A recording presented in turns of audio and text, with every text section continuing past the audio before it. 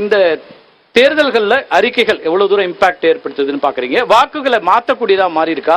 ஏன்னா பரப்புரைகள் தான் ரொம்ப முக்கியமா இருக்கு. கடைசி 2 வாரம் 3 வாரத்துல நாங்க களத்தை மாத்தி இருக்கோம்னு தலைவர்கள் சொல்றதுல அடிப்படை இதுவா இருக்கு அப்படின்னா இது பெரிய இம்பாக்ட் கிரியேட் பண்ணுதா எப்படி பாக்க? பொதுவா பொதுமக்கள் சட்டமன்ற தேர்தலுக்கான தேர்தல் வாக்குறுதிகளையும் நாடாளுமன்ற தேர்தலுக்கான வாக்குறுதிகளையும் கொஞ்சம் பிரிச்சு தான் பாக்குறாங்க. அதனாலதான் நீங்க கதாநாயகன்னு சொன்ன அந்த தேர்தல் வாக்குறுதி வந்து 2006 சட்டமன்ற தேர்தலுக்கான வாக்குறுதி. அதனாலதான் கலைஞர்ல இலவச டிவிங்கிற மாதிரி ஜனரஞ்சகமான திட்டங்களை சொன்னார். அதை மக்கள் கவனிச்சாங்க, நம்பினாங்க, வந்தா நல்லா இருக்கும் அப்படிங்கிற ஒரு எதிர்பார்ப்பு அதுல இருந்தது. நாடாளுமன்ற தேர்தலை பொறுத்த வரைக்கும் பெருசா மக்கள் கவலைப்படுறதும் இல்லை, அதை கொண்டாடுறதும் இல்லை. ஏன்னா ஜனரஞ்சகமான திட்டங்களை அவங்க அறிவிக்கிறதும் இல்லை. ஆனா இப்ப காங்கிரஸ் கட்சி முதல் முறையா ஏழை பெண்களுக்கு 1 லட்சம் ரூபாய் வருஷத்துக்கு கொடுப்போம்னு சொல்றாங்கல்ல, அதை கவனிச்சதை விட 2.0 ஜிஎஸ்டியை ரெவியூ பண்ணி 2.0 கொண்டு வரது தான் மிக பெரும்பாலானவங்க ரசிக்கிறாங்க. ஏன்னா சொன்னது சிதம்பரம், இதை தயாரிச்சது சிதம்பரம்.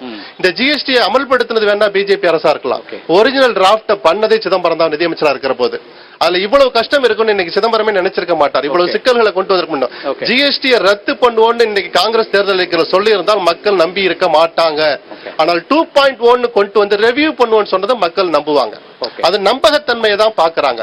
நீட் தேர்வு ரத்துன்னு காங்கிரஸ் சொல்லியிருந்தா நம்பி இருக்க மாட்டாங்க. விரும்புகிற கட்சிகள், விரும்புகிற மாநிலங்கள் அதை அமல்படுத்தலாம் சொன்னதைத்தான் மக்கள் அதை ரசிப்பாங்க. அதேதான் அதை திமுக சொல்ற போது, திமுக காங்கிரஸ் தேர்தலுக்கு வருவதற்கு முன்னாடி திமுக சொல்லிட்டாங்க, கொஞ்சம் நக்கலா கிண்டலா பார்த்தாங்க. ஏன்னா சட்டமன்ற தேர்தல் அந்த ஒரு வாக்குறுதியை கொடுத்து உதயநிதி இன்னைக்கு வரைக்கும் ட்ரால் பண்றாங்க.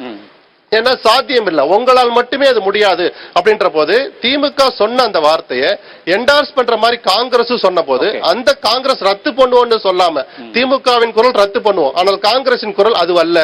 சோ அந்த யதார்த்தம் நம்பகத்தன்மை கூடுது அப்படிங்கறத நம்ம பாக்குறோம். சொல்றது யாருன்னு பாக்குறாங்க, ஆட்சியில் இருந்தவர்கள் சொன்னதை செஞ்சாங்களா அப்படிங்கறதையும் சேர்த்து பார்ப்பாங்க. ஆட்சிக்கு வரப்போறவங்க தங்களுடைய தவறுகளை திருத்திக்கிட்டாங்களான்னு பாக்குற போது நான் பாக்குறது ஜிஎஸ்டி விஷயத்துல நம்பகத்தன்மையை காங்கிரஸ் பெற்றிருக்கிறது அப்படின்னு தான் நான் பாக்குறேன்.